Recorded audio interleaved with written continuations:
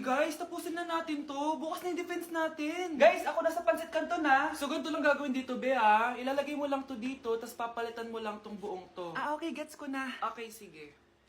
So, ito na nga yung chika, bes. Nagloko daw yung boyfriend ni Hana sa kanya, tapos ang pinalit sa kanya, yung best friend niya.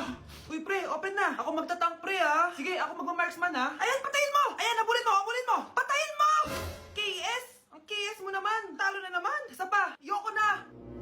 Parang di naman gumagawa ng research to. Chichismisa, naglalaro. Diyos ko, may matatapos kaya itong mga to. Baby, miss na kita.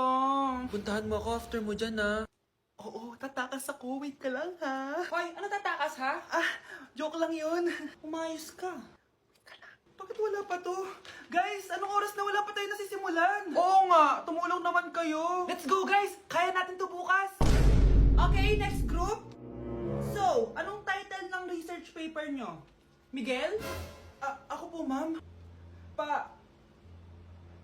Pancit Canton!